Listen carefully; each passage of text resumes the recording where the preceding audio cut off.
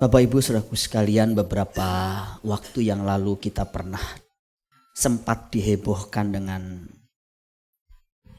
dengan satu kasus yang berhubungan dengan salib. Adanya jin kafir dalam patung salib, dan itu sempat viral, sempat heboh dan menjadi berita nasional. Ya, terlepas dari tanggapan beberapa hamba Tuhan dan juga mungkin tanggapan pribadi saudara, saya juga sebagai hamba Tuhan juga mau memberi satu tanggapan apa yang boleh terjadi hari-hari ini melalui kasus ini. Yang pertama, saran saya saudaraku sekalian, dalam segala hal, bukan hanya dalam kasus-kasus seperti ini, kita tidak perlu reaktif di dalam menyingkapi kasus-kasus apapun. Kenapa? Karena ujung-ujungnya juga kita sendiri yang rugi. Walaupun tentu punya dasar secara hukum supaya mungkin ke depannya tidak terjadi hal-hal yang demikian. Tetapi kita harus memahami bahwa memang posisi kita sebagai orang percaya sudah dinubuatkan oleh Alkitab bahwa kita ada di tengah-tengah serigala, domba di tengah-tengah serigala. Dunia ini bukan rumah kita, dunia ini bukan tempat kita. Cara kita menyingkapi satu masalah tidak perlu reaktif apapun itu. Saudara perlu belajar juga dari kasus Petrus waktu Yesus ditangkap. Apa yang Petrus lakukan? Dia langsung mengambil pisaunya, beberapa terjemahan mengatakan pisau besar, ya mungkin sejenis golok, dan langsung memotong atau memenggal kepala hamba imam besar Malkus. Apakah Yesus kemudian berkata, wah hebat kamu Petrus ya, kamu bela aku ya? Tidak, justru diklarifikasi, diluruskan. Kamu jangan main-main dengan pedang. Orang yang bermain-main dengan pedang akan mati dengan pedang. Kalau begitu kita setuju Pak, orang menjelek-jelekkan kepercayaan kita tidak setuju. Tetapi kita tidak perlu harus reaktif, apalagi membalas lewat tulisan-tulisan kita yang ujung-ujungnya nanti kita bermasalah juga, bangsa dan negara kita jadi ribut dan sebagainya. Yang kedua, bahwa kalaupun kita harus memberikan satu komentar, entahlah itu namanya apologet atau apapun, kita lakukan dengan cara-cara yang lebih elegan tanpa harus menyudutkan pihak manapun, mungkin melalui khotbah, tulisan-tulisan yang santun, yang sopan, yang sifatnya itu meluruskan pola berpikir atau fitnahan atau ajaran-ajaran yang tidak sesuai dengan berita Alkitab. Saya juga setuju dengan debat kalau itu sifatnya apologet, artinya pembelaan iman Kristen. Tetapi tidak perlu harus menggunakan cara-cara menyudutkan atau menyerang balik seolah-olah mereka telah begitu menjahati kita dan kita harus balas juga supaya orang tersebut dipermalukan dan sebagainya. Kita tidak perlu melakukan demikian. Yang ketiga, kita harus mengerti bahwa Alkitab memang sudah mencatatnya.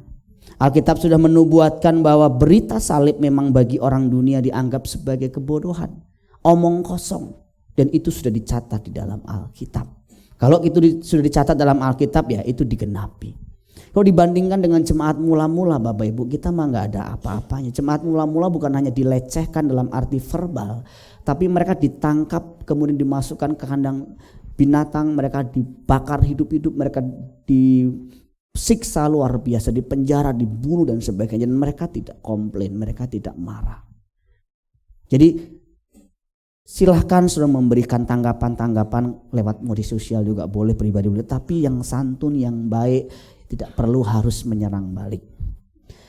Salib sebelum Kristus memang tidak memiliki makna apa-apa selain kematian yang mengerikan. Salib pada abad ke-6 sebelum Masehi sampai 4 Masehi digunakan sebagai metode eksekusi bagi para penjahat atau pemberontak yang membahayakan nyawa orang-orang Romawi.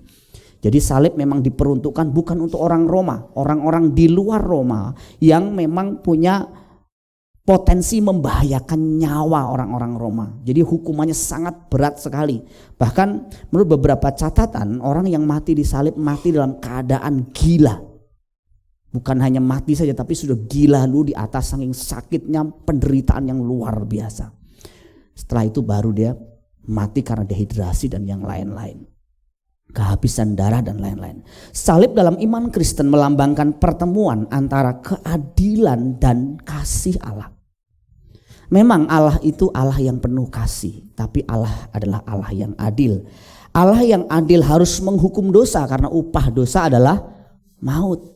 Tetapi Allah tidak mau manusia terhukum, manusia binasa. Itu sebabnya Allah yang penuh kasih itu mengorbankan putranya yang tunggal, mengirim putranya yang tunggal untuk bisa menanggung dosa, menanggung kutuk yang harusnya kita tanggung. Karena manusia tidak mampu menanggung dosa sendiri. Dosa dunia terlalu berat dan manusia tidak akan sanggup. Itu sebabnya siapapun yang percaya kepada berita salib, percaya kepada Kristus yang mati di kayu salib, dia beroleh pengampunan dosa. Nah, saudaraku sekalian, dalam 1 Korintus 1 ayat 18 dicatat, sebab pemberitaan tentang salib memang adalah kebodohan bagi mereka yang akan binasa. Tadi terjemahan bahasa Indonesia sehari-hari, omong kosong.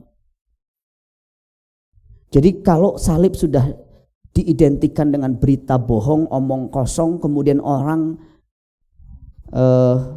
berpikir demikian, mengatakan demikian, ya sudah, wajar-wajar saja. Sudah, kita gak usah terlalu membela diri. Kita buktikan lewat kualitas hidup kita. Kita buktikan lewat kata-kata perilaku kita bahwa apa yang disampaikan itu tidak benar. Ada beberapa catatan yang saya dengar dari media sosial yang mereka sampaikan. Mereka bilang begini, memang kekristenan itu mengajarkan kasih. Mereka mengajarkan bahwa Yesus Tuhan mereka mengajarkan tampar pipi kanan kasih pipi kiri. Tapi buktinya banyak hamba-hamba Tuhan reaktif. Banyak dari mereka juga tidak menunjukkan kasih. Itu mereka sendiri yang bicara. Itu sebenarnya tamparan juga buat kita. Kita mengatakan kita penuh kasih, kita mengatakan tampar pipi kanan kasih pipi kiri. Tapi buktinya kita baru saja mungkin diledek, baru saja distimulan, kita sudah emosi, kita sudah marah dan sebagainya. Ada 3 makna salib yang kita akan dengarkan dan kita temukan di dalam Alkitab. Yang pertama, oleh berita salib, lewat kematian, penguburan dan kebangkitan Kristus, kita diselamatkan. Ini pertama yang harus kita mengerti, bahwa berita tentang Yesus Kristus yang disalibkan, mati, dikuburkan dan dibangkitkan pada hari ketiga itu adalah inti dari Injil itu sendiri. Dan ini penting sekali. Alkitab mengatakan oleh Injil seperti itulah kita diselamatkan asal kita berpegang teguh padanya. 1 Korintus 15 ayat 2. Bukan Injil yang lain yang sama sekali tidak menekankan Yesus mati di kayu salib. Bukan Injil yang menekankan perbuatan yang baik semata-mata hanya karena kita berbuat baik kita diselamatkan. Tetapi Injil yang mengerti bahwa setelah kita diselamatkan pasti kita berbuat baik. Ayat 3 dalam 1 Korintus 15 mengatakan itu sesuatu berita yang sangat penting. Tetapi berita yang sangat penting ini justru sayang sekali tidak disampaikan di mimbar-mimbar gereja. Saya pernah sampaikan dan pernah sharing dengan satu anak muda. Saya dengar papanya sudah mulai ke gereja. Saya senang. Satu sisi mendengar papanya pergi ke gereja itu saya senang. Terus saya tanya, papa pergi ke gereja kenapa? Dan dari penjelasannya memang alasannya dasarnya belum kuat. Tetapi harapan saya orang-orang baru yang mendengar, orang-orang yang baru ke gereja ini mendengar berita salib. Tetapi harus kita akui orang bisa 3 tahun di gereja, 5 tahun di gereja dan tidak pernah mendengar berita Injil. Itu kita harus akui. Karena gereja memang tidak benar-benar menyampaikan berita Injil. Berita tentang kematian, penguburan, kebangkitan Kristus dan esensi salib tidak betul-betul diangkat ke permukaan. Tetapi hanya sekedar pesan-pesan moral yang umum. Kalau itu terjadi kita gak perlu gereja. Kita undang saja motivator. Gereja tidak boleh, saudaraku sekalian, isinya hanya sekedar pesan-pesan moral. Orang Kristen memang harus punya kualitas etika dan moral lebih baik daripada orang-orang di luar Kristen. Tapi tidak cukup. Esensinya harus Injil. Setelah itu, pasti orang yang ngerti Injil, pasti hidup sesuai dengan Injil, berpadankan dengan Injil. Makanya kalau orang Kristen tidak hidup sesuai dengan Injil, ada yang salah di sana. Jadi ini memang disayangkan saudaraku sekalian. Paulus mengatakan bahwa Injil mampu menyelamatkan setiap orang yang percaya. Roma pasal 1 ayat 16. Yohanes pasal 5 ayat 24 mengatakan orang-orang yang percaya sudah dipindahkan dari status dihukum, terpisah dari Allah di neraka kepada hidup yang kekal. Dan orang-orang harus mengerti ini, bahwa ketika engkau percaya kepada berita Injil, statusmu sudah diubah oleh Allah. Walaupun dalam proses perubahan itu engkau punya proses sendiri sama Tuhan. Tetapi engkau orang-orang yang dikasihi, dicintai. Saudaraku sekalian, berita yang sangat penting ini pertama-tama untuk kita yang baru mengerti atau baru menjadi Kristen, harusnya kita sudah punya pegangan ini dulu. Tapi setelah kita menjadi Kristen 10 tahun bahkan melayani Tuhan, masalahnya banyak orang tidak mengerti esensi dan inti Injilnya.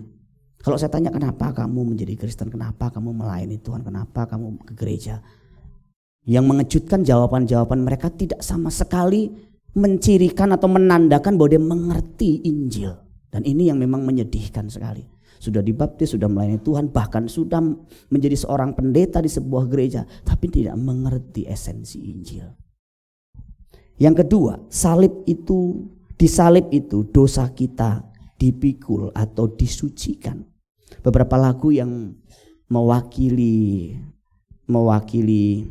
pesan ini kita bisa lihat. Kita bisa dengar misalnya, salibnya selamanya mulia, dosaku disucikan oleh darah Yesus. Lagu-lagu seperti ini pasti muncul karena memang pengalaman orang tersebut dengan Tuhan yang benar. Pengalaman merasa tahu persis dosanya sudah dipikul oleh salib, oleh darah Kristus. Kita harus mengerti terlebih dahulu bahwa dosamu sudah dipikul di kayu salib oleh darah Kristus. Dia Yesus telah mati bagiku, dia Tuhan selamatkan jiwaku. Bagi dia pujianku, tak dapat ku balas kasihnya. Lagu-lagu seperti ini baik dinyanyikan, dijiwai, dimaknai dengan benar bahwa memang Yesus telah mati bagi kita. Dia telah membeli kita. Dosa kita sudah dipikul, dosa kita sudah disucikan lewat karya salib.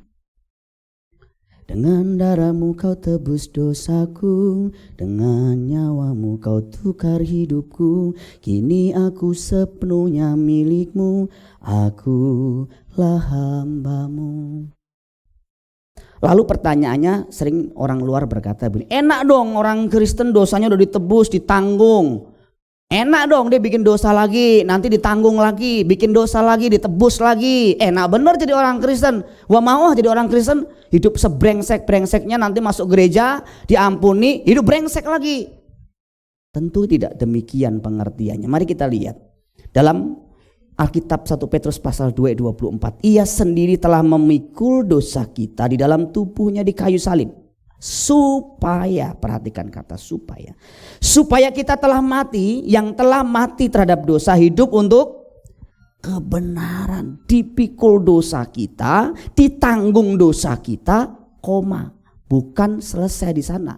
Supaya setelah dosa kita dipikul, setelah kejahatan kita ditanggung, kita tidak lagi hidup untuk dosa, untuk diri kita, tetapi untuk kebenaran. Dan bukti bahwa seseorang memahami bahwa dirinya telah ditebus, dibeli oleh darah Kristus, cara hidupnya berubah. Dia tidak lagi hidup dalam dosa, tapi hidup di dalam kebenaran. Sebenarnya di dalam ayat 1 Petrus 2:24 dikutip dari Yesaya 53 ayat 4-5. Saya sebutkan, tetapi sesungguhnya penyakit kitalah yang ditanggungnya dan kesengsaraan kita dipikulnya. Padahal kita mengira dia kena tulah, dipukul dan ditindas Allah. Tetapi dia tertikam oleh karena pemberontakan kita. Dia diremukkan oleh karena kejahatan kita. Ganjaran yang mendatangkan keselamatan bagi kita ditimpakan kepadanya, oleh bilur-bilurnya kita menjadi sembuh. Saya kasih contoh. Misalnya saudara punya utang besar sekali, dan saudara karena utang yang sangat besar itu, saudara ditanggung oleh seseorang, dilunasi utang saudara sampai lunas. Saya yakin saudara akan berhati-hati di kemudian soal utang. Gara-gara sudah pernah ditanggung soal utang itu. Itu baru utang. Baru uang, nyawa sekarang. Saudara divonis oleh hakim, saudara melakukan suatu pelanggaran serius dan saudara dihukum mati. Terus ada orang mau gantikan kematian saudara. Anggaplah saudara berzina atau melakukan satu pembunuhan berencana. Saya yakin kalau saudara mengerti arti orang sudah menggantikan dosa kita, dosa saudara, saudara tidak akan melakukan dosa yang sama lagi. Orang yang mengerti dirinya ditebus, dia tidak akan melakukan dosa secara terus menerus. Jadi salib penebusan bukan izin atau pembenaran untuk orang percaya terus berbuat dosa atau tinggal dalam dosa. Rasul Yohanes menyebutkan ciri seorang yang benar-benar sudah lahir baru, beriman dalam Kristus, anak Allah bukan anak iblis adalah dia tidak terus hidup di dalam dosa. 1 Yohanes pasal 3 ayat 8 sampai 10. Barang siapa yang tetap berbuat dosa berasal dari iblis. Sebab iblis berbuat dosa dari mulanya. Untuk inilah anak Allah menyatakan dirinya, yaitu supaya ia membinasakan perbuatan-perbuatan iblis itu. Setiap orang yang lahir dari Allah tidak berbuat dosa lagi. Kalau dalam bahasa Indonesia agak sulit, karena bahasa Indonesia ini tidak mengenal tensis. Tapi kalau Yunaninya dari bahasa aslinya kita bisa melihat tensisnya. Tensis itu masalah waktunya. Kata tidak berbuat dosa lagi itu lebih tepat diterjemahkan tidak terus menerus berbuat dosa atau tinggal di dalam dosa lagi. Kita mungkin pernah berbuat dosa, kita bisa jatuh di dalam dosa, tapi kita tidak terus menerus berbuat dosa. Ada yang bilang, kalau dulu sekolah Alkitab ada yang tanya-tanya, Pak, kalau nanti misalnya orang berbuat dosa nih, keluar rumah ketabrak, terus mati, masuk neraka, masuk surga, Pak? Saudara kira-kira masuk surga, masuk neraka? Saudara ini baru buat dosa nih, ya kan? Baru ribut sama istri, maki-maki istri atau maki-maki suami, keluar rumah, mati, masuk surga, masuk neraka? Neraka ya. Nah, saudara baru nyolong duit, sekali-kalinya nyolong duit itu, keluar dari kantor, mati, saudara masuk neraka ya. Seorang hamba Tuhan, seorang jemaat cerita sama saya di satu gereja, hamba Tuhannya mengumumkan bahwa ada yang ngambil dompet di jemaat. Jemaat bilang dompetnya hilang, terus kemudian pokoknya ada maling lah di situ. Wah, kasak-kusuk belum ada CCTV seperti sekarang. Terus pendeta ini bilang gini, cepat ngaku saudara. Saudara ngaku, saudara selamat. Saudara ngaku, saudara mati. Terus akhirnya tidak ada yang ngaku. Saudara nggak ngaku, keluar dari ruangan ini, keluar pintu gereja, engkau ditabrak dan mati. Dan benar, baru selesai ibadah, ada suara di depan. Jadi ada satu orang yang mati ditabrak. Dan benar, dompetnya ada di situ. Pertanyaannya, masuk surga, masuk neraka? Pendetanya begitu boleh apa nggak boleh? Tentu tidak boleh. Kata-kata seorang hamba Tuhan itu berkuasa. Kata-kata orang tua itu berkuasa. Hati-hati mengucapkan kata-kata kita, karena kata-kata kita ini berkuasa. Jadi bukan berarti bahwa itu dari Tuhan. Setan bisa melakukan itu. Begini Bapak Ibu Saudaraku sekalian, orang itu berbuat dosa kadang-kadang gini, ini cuma sekali kok, atau ini terakhir. Besok lagi, ini sekali kok, ini terakhir. Pasti besok saya bertobat. Besoknya lagi dia bilang apa? Besok saya bertobat. Ketemu besok lagi dia bilang apa? Besok saya pasti bertobat. Itu kecenderungan manusia. Jadi sebenarnya Tuhan tidak akan pernah membawa manusia kepada satu keadaan di mana dia mati dalam keadaan berdosa. Kalau dia mau bertobat. Tuhan tuh kasih kesempatan Yudas bertobat 3,5 tahun loh. Dia dengar firman, diajak pelayanan, dia pasti dengar firman terus. Jadi nggak mungkin Yudas itu nggak ngerti kebenaran. Cuman dia mengeraskan hati, dia tidak mau bertobat. Ini disebut dengan tinggal di dalam dosa. Salib Kristus akan memampukan kita keluar dari lingkaran dosa.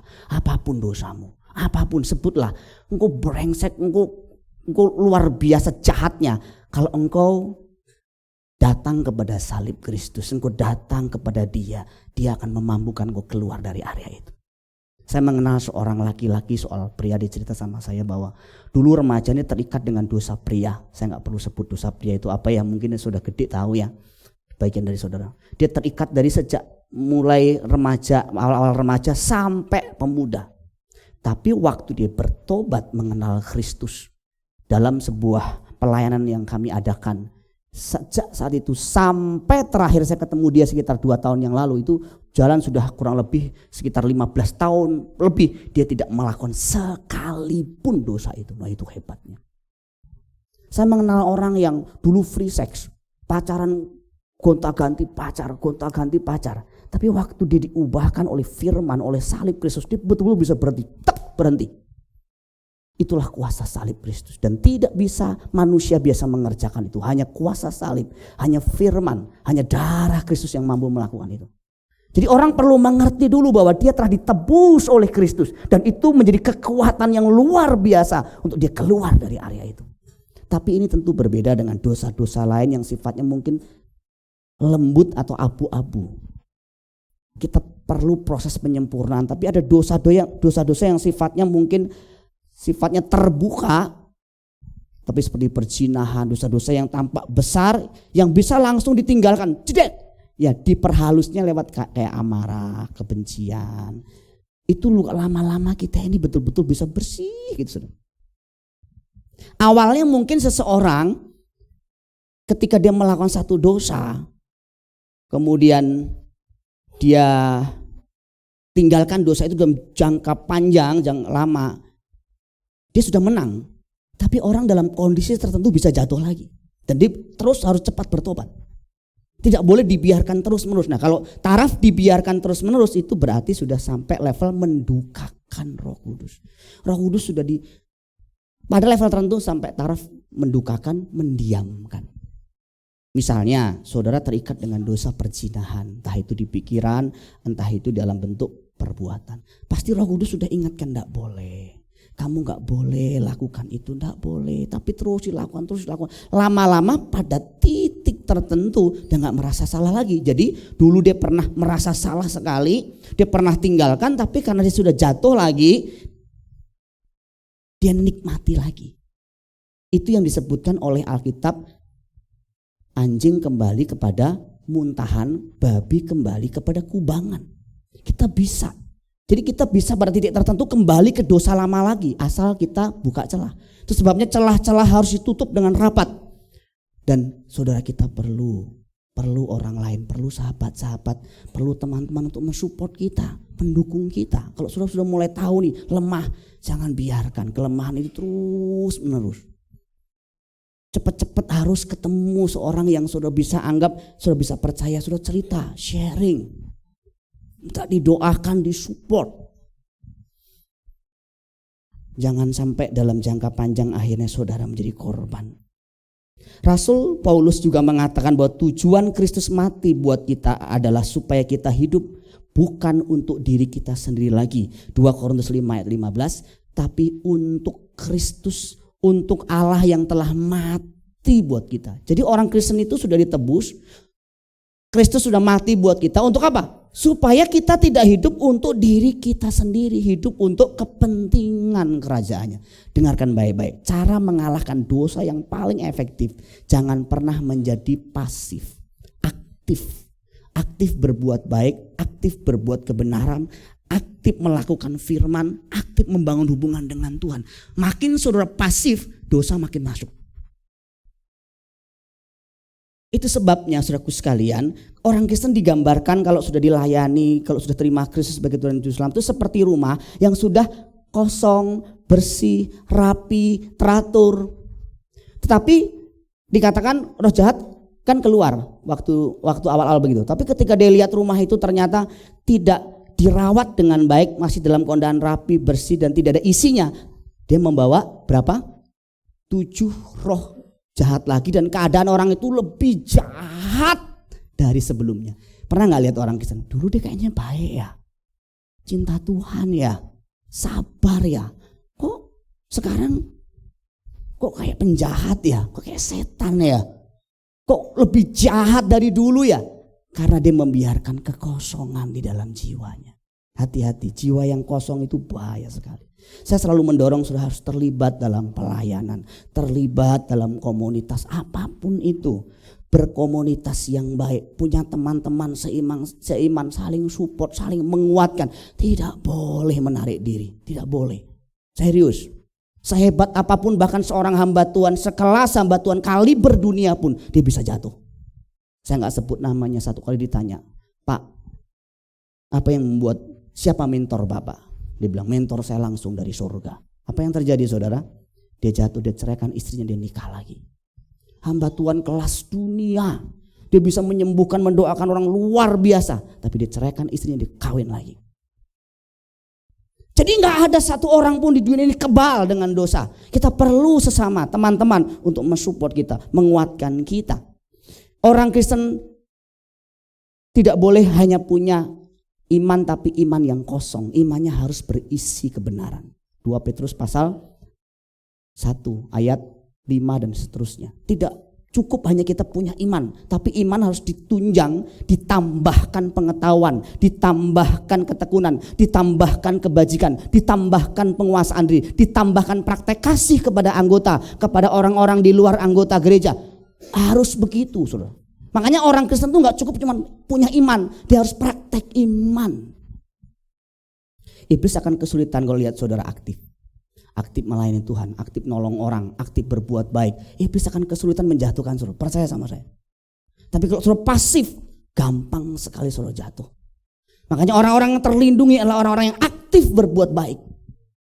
Tidak perlu harus dikoordinir dari gereja misalnya, yuk kita kunjungan bareng-bareng, gak usah. Saudara lihat tetangga sakit, saudara sakit, orang tua sakit, teman sakit, datang bawa buah, buat kebajikan kecil. Saya dengar kamu sakit ya, boleh saya berdoa buat kamu? Wah, itu menolong sekali. Bukan menolong orang yang saudara kunjungi saja, menolong jiwamu tetap kuat di dalam Tuhan. Itu penting. Saudara mungkin anggap aku cuman asyir, apalah arti asyir, penting sekali. Saudara akan merasa bagian dari satu pekerjaan Tuhan yang besar ini. Saya bagian kecil di sini. Ada Ridwan di sana di belakang. Coba Ridwan ngambek, dikecilin mic-nya. Repot saya. Coba WL pemusiknya ngambek, tidak berperan. Repot. Pekerjaan Tuhan ini satu tim, sinergi satu sama lain. Jadilah aktif, ambillah bagian. Tidak semua di gereja, mungkin ada di luar gereja tadi kunjungan, besok orang-orang yang sakit. Pergilah ke rumah sakit, doakan orang, masak buat teman-teman yang lain. Waduh, saudaraku sekalian, saudara pasti akan menjadi orang-orang yang kuat, tangguh. Saya sering bilang sama Eyang juga, kalau Eyang lagi mungkin kadang masak, terus bagi dengan tetangga, saya bilang anggaplah Eyang itu melayani Tuhan. Kadang orang minta dikerok, minta dipijit, anggaplah Eyang itu melayani Tuhan. Jadi kita harus begitu, aktif melakukan sesuatu yang baik untuk sesama kita. Jangan pernah pasif. Apalagi dalam hubungan kita dengan Tuhan harus aktif. Bangun pagi doa. Malam sebelum tidur usahakan juga doa sebentar. Baca Alkitab mungkin di antara break. Makan siang walau cuma 1 ayat 2 ayat direnungkan. Ada renungan dikirim baca. Kalau saudara punya waktu dan punya internet unlimited, bisa lihat di YouTube khotbah-khotbah yang baik. Buat pikiran saudara terlalu terisi dengan firman. Juga aktif dalam arti kerjaan, gak banyak nganggur. Orang banyak nganggur itu juga bahaya. Ngapain ya hari ini ya? Daud jatuh gara-gara nganggur tuh, iseng tuh. Janganlah, aktifkan, kerjakan sesuatu. Pendeta ini juga bahaya kalau nganggur. Kadang-kadang saya bikin kesibukan sendiri, bikin target ini harus selesai, ini harus selesai. Senin saya harus persiapan nih, Selasa, Rabu, Kamis, Jumat. Saya harus ketemu dengan si A, si B, si C. Saya buat target juga buat saya. Bersihin rumah, bersihin kamar, bersihin kandang Ciko, ajak jalan Ciko pagi siang. Sore itu juga secara fisik saya gerak. Menurut penelitian kadang-kadang yang menentukan seseorang itu sering sakit apa enggak bukan hanya makanan, tapi mager. Tahu mager? Malas gerak. Itu akan kelihatan juga dari tubuhnya. Tubuh kita ini adalah cerminan diri kita. Karena orang yang mager, malas gerak, kemungkinan besar memang tubuhnya juga kelihatan dari tubuhnya. Kalau kita gerak terus minimal tubuh kita juga sehat. Itu dalam arti fisik, jasmani, rohani juga sama. Aktiflah, berbuat sesuatu. Sudah ada komsel, bisa ikut komsel, ikut komsel. Sudah bisa ikut pelayanan, tidak bisa, nggak apa-apa. Tapi aktifkan dirimu. Saya lagi coba dengan tim perumus lagi menyiapkan komunitas murid di kemudian hari. Kita ada pemuritan kelompok kecil di mana kita bisa sharing, berbagi kehidupan di sana. Biarkan suasana kita hidup saling membangun, saling menguatkan satu sama lain, dan itu indah sekali. Yang terakhir, salib berkuasa menyembuhkan kita. Alkitab berkata tadi, oleh bilur-bilurnya kamu telah menjadi sembuh. Ada yang memperdebatkan ayat ini, wah ini ayat ini berarti secara jasmani. Ada yang bilang ini secara rohani. Ada yang bilang jasmani, jiwani, rohani. Yang benar yang mana? Saudara, kalau saudara membaca satu ayat, lihat konteks dan juga lihat keseluruhan kitab. Perhatikan Yesus Kristus cara pelayanannya. Yesus pernah gak melayani pilih-pilih orang? Orang sakit, saya gak mau doain kamu, saya hanya melayani bagian rohanimu saja ya. Pergi, pulang. Enggak, Yesus gak begitu. Bagi orang sakit, kebutuhan sehat itu yang pertama dulu. Bagi orang lapar, makanan yang pertama dulu. Setelah itu baru bisa kebutuhan berikutnya masuk, pesan rohani. Saudara, orang datang lapar 3 hari gak makan, terus datang kepada saudara, misalnya datang ke Randy, Bang Randy, lapar saya 3 hari, anak saya dan saya tidak makan. Wah, mari kita berdoa, kita penyembahan ya. Tuhan nanti akan memberikan kehangatan, Tuhan akan memberikan cinta dan kasih-Nya kepadamu. Sebentar kami akan meeting pengurus dulu juga ya. Kami akan membicarakan bagaimana supaya kamu bisa dilindungi, dipelihara oleh Bapa Surgawi. Apakah begitu? Enggak perlu begitu. Kasih makan dulu, sudah kasih makan kenyang, baru kita bisa berkata, apa yang bisa saya bantu berikutnya? Oh ya, saya mau belajar firman Tuhan. Baru firman Tuhan bisa masuk. Bagaimana kita mau masukkan orang yang firman kepada perut orang yang lapar? Tidak bisa. Makanya saudaraku sekalian, saudara-saudara kita di Papua, saudara kita di daerah-daerah yang dulu Kristen sekarang sudah berubah jadi hijau. Kenapa? Karena makanan.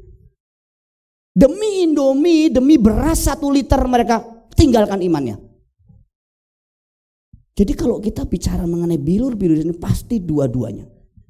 Ada memang saudaraku sekalian orang-orang yang memang disembuhkan Tuhan sebagai satu sarana untuk Tuhan menyatakan kemuliaannya. Ingat, sebagai sarana Tuhan menyatakan kemuliaannya melalui kesembuhan itu. Dan supaya orang melihat Tuhan kita, Tuhan orang Kristen itu luar biasa, hebat. Tapi setelah dia nanti jadi Kristen, dia punya cara hidup yang tidak baik dan kemudian dia sakit. Dia minta lagi, Tuhan sepertinya gak dengar. Kenapa? Tuhan latih untuk dia tumbuh dewasa. Makanya ada orang bilang sama saya, Pak, kenapa ya Pak? Dulu sebelum saya Kristen doa apa saja, baru awal-awal Kristen maksudnya. Apa saja doa saya, Tuhan tuh kayaknya tuh kabulin gitu loh. Setelah kesini 15 tahun, 10 tahun saya ikut Tuhan, kayaknya tuh Tuhan gak pernah dengar doa-doa saya. Kayaknya berat nih hidup saya. Mujizat tuh jarang banget terjadi. Nah, ini yang orang tidak mengerti secara keseluruhan. Di awal Tuhan buat mujizat supaya matamu terceli. Setelah matamu terceli, setelah mata kita terceli, dia mau hatimu terceli. Dia mau hidup kita berubah. Tapi kalau orang terus minta mujizat jasmani, mujizat berkat terus, sementara dia sudah melewati fase itu, salah. Tapi kalau kita pelayan Tuhan, kita gak boleh pilih-pilih. Kalau orang datang sama kita memang minta makan, ya kita kasih makan. Memang dia butuhnya makan, butuhnya beras, ya kita kasih beras. Jangan kasih ayat. Gak bisa, suruh ayat itu gak bisa nolong dia, orang dia butuh beras. Jadi di sini yang dimaksudkan tentu adalah dua-duanya. Allah mau kita sembuh secara jasmani, berkat-berkat jasmani, tetapi Allah juga terlebih mau secara rohani kita sembuh. Nah, secara rohani ini bicara apa? Sembuh dari penyakit dosa kita, penyakit karakter kita. Saudara, penyakit jasmani itu nampak jelas dan kadang lebih mudah penanganannya. Orang gak ada duit, gak ada uang, dikasih uang selesai. Orang gak ada makan, dikasih makan selesai. Sepertinya gampang. Penyakit rohani lebih susah. Ngubah satu karakter saja itu butuh puluhan tahun. Contoh, pemarah. Kita ngubah satu saja sifat kita pemarah, itu waktu bertahun-tahun sepertinya kok saya masih jatuh lagi ya gitu. Khawatir, takut bawaannya. Itu butuh bertahun-tahun belajar firman. Lama-lama hati kita menjadi sejuk, tenang. Jadi gak bisa saudaraku sekalian kita membeda-bedakan, karena memang Allah mau kita sehat secara jasmani juga sehat secara rohani. Tetapi kebutuhan jasmani itu bukan tujuan. Tujuannya adalah keselamatan jiwa kita. 1 Petrus 1 ayat 9. Karena kamu tahu tujuan imanmu yaitu keselamatan jiwamu. Ingat, tujuan kita ke gereja apa? Keselamatan jiwa kita. Tetapi boleh gak dikasih makan di gereja? Boleh, tapi tidak boleh jadi tujuan. Boleh gak kita didoakan sembuh? Boleh, tapi tidak boleh jadi tujuan. Boleh gak saya di gereja kemudian saya dapat berkat-berkat jasmani? Boleh gak? Boleh, tapi tidak boleh jadi tujuan. Banyak orang karena hal-hal fisik menjadi tujuan, ketika gak diberkati, ketika sakit gak sembuh, ketika keadaannya tidak seperti yang diharapkan, dia tinggalin gereja, ditinggalkan Tuhan. Kenapa? Tujuannya bukan keselamatan jiwa, keselamatan ekonomi. Kong, kenapa Kong gak gereja lagi Kong? Apaan gereja-gereja? Dulu waktu saya di agama yang lama, saya gak sampai sakit begini. Udah gereja malah sakit. Udah gak bener tuh, Yesus tuh gak bener tuh. Yesus disalahin kan, dia stroke karena makannya nggak bener selama masa mudanya. Jeruan-jeruan semua dimakan, ya. Siapa tuh yang di sini ada kayaknya ya? Randy udah nggak ya Ren ya? Udah nggak kayaknya. Kemarin kita sempat bahas ya di komselnya Randy tentang gelojoh. Ya kita sakit secara jasmani sebenarnya juga karena gaya hidup berdosa kita pelihara. Gelojoh itu dosa loh. Males. Kita susah secara keuangan karena males gimana? Kita nggak kreatif, kita nggak kerja keras. Ya nggak bisa diberkati secara jasmani. Kita males gerak aja kita sakit kok. Kita makan nggak bener kita sakit. Jadi sebenarnya penyakit yang utama itu karakter. Makanya Billy Graham pernah ngomong begini, jika kekayaan hilang, Anda tidak kehilangan apa-apa. Ketika kesehatan Anda hilang, Anda akan merasakan ada yang hilang. Tapi jika Anda kehilangan karakter, Anda kehilangan segalanya.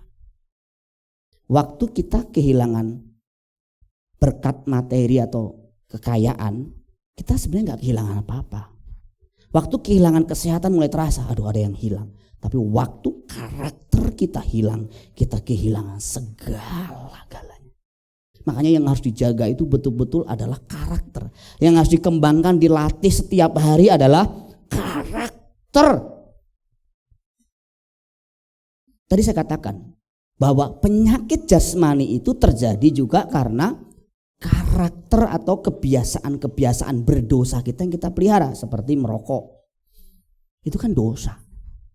Orang nanti kalau sakit paru-paru, kemudian jantung, itu kan ada beberapa 16 penyakit yang berbahaya akibat merokok. Itu macam-macamnya. Saya pernah baca itu. Udah begitu salahin Tuhan lagi. Gak boleh itu karena penyakit, karena kita kok yang berdosa kok. Selain rokok misalnya apa? Orang yang marah-marah. Orang marah-marah itu juga banyak muncul penyakit tuh saudara. Stroke juga bisa dari sono. Stres, gak bisa tidur. Kemudian cancer, macam-macam penyakit juga bisa. Makanya hati yang gembira, obat yang manjur itu benar sekali, Saudara. Buat hatimu tuh senang, sukacita. Marah-marah itu tidak menyelesaikan masalah. Dan menurut penelitian, sekali orang marah nih, dia sendiri banyak sel-selnya yang mati. Dan orang yang dimarahi juga sama. Jadi baik yang marahin sama yang memarahi, sel-selnya banyak mati waktu kita marah. Lalu, jadi ibu-ibu, waktu kita maki-maki anak kita, marah-marah sama anak kita, sel kita banyak mati, anak kita juga banyak selnya mati. Itu sebabnya orang yang suka marah-marah katanya cepet tua, dan itu secara medis terbukti. Kalau muka kita, usia kita sebenarnya masih 30, tapi kelihatan 50, kemungkinan besar Kita suka marah-marah, ya? Ya nggak Heri? Tanya doang loh saya loh. Karena ditepuk-tepuk sama Ios. Mungkin sempat mau konfirmasi. Tapi orang kelihatannya udah 70, 80 tahun tapi kok kelihatan seger terus. Dan setiap kali saya tanya orang yang panjang umur, saya tanya, "Om, Tante, rahasianya apa sih kok kelihatan seger terus?" Dia gampang apa? Dia bilang, "Gampang, nggak usah terlalu mikirin masalah. Dibawa ringan saja hidup ini, nggak usah marah-marah." Itu benar. Itu benar. Makanya kalau suruh marah-marah terus, itu juga pola hidup, pola gaya hidup berdosa yang akhirnya akan memunculkan penyakit jasmani. Penyakit jasmani dari dosa kita jangan minta bilu Yesus sembuhin dong. Kita yang buat dosa minta bilu Yesus sembuhin, tidak boleh begitu. Kita buat salah, cara makan kita nggak benar, cara hidup kita nggak benar, kita datang ke gereja, Tuhan sembuhkan oleh bilur-bilurmu, sembuhkan. Pulang ke rumah makan lagi jeroan, makan lagi daging kambing, padahal kolesterol udah berapa tuh, asam urat, udah mau dihajar telur asin, wah pas mau dihajar, nggak boleh gitu. Belum yang lain-lain seperti malas, hedonisme. Aduh Tuhan nggak cukupan aku selalu kekurangan. Gimana nggak kekurangan? Belanjanya aja kadang-kadang kalau udah mindahin mall ke rumah. Alkitab mengatakan cukupkan dirimu dengan gajimu. Gaji kita 3 juta ya harusnya bisa cukup 3 juta. 5 juta cukup 5 juta. Belajar begitu. Baru saudaraku sekalian kita mengerti bahwa ternyata kesusahan-kesusahan jasmani yang kita alami sebagian besar karena taburan kita sendiri. Saudara yang masih muda-muda belajar aja males. Nilainya 6 antikris. Rata-rata begitu kan? Terus kemudian mau kuliah juga ya banyak nilainya C gitu. Terus kemudian selesai kuliah mau kerja minta langsung gajinya bagus. Gajinya tinggi. Aduh saudara gak bisa begitu.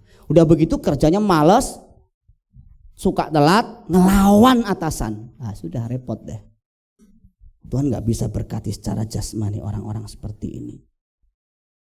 Dan sudah tahu Alkitab mengatakan apa? Kalau kita tinggal dalam firman-Nya, tetap dalam firman-Nya, kita akan dimerdekakan dari semua ikatan, semua belenggu tersebut. Yohanes pasal 8 ayat 31-32. Jadi kuncinya firman lagi. Kalau kita tetap di dalam firman-Nya, kita akan mengetahui kebenaran. Kebenaran itulah yang memerdekakan kita.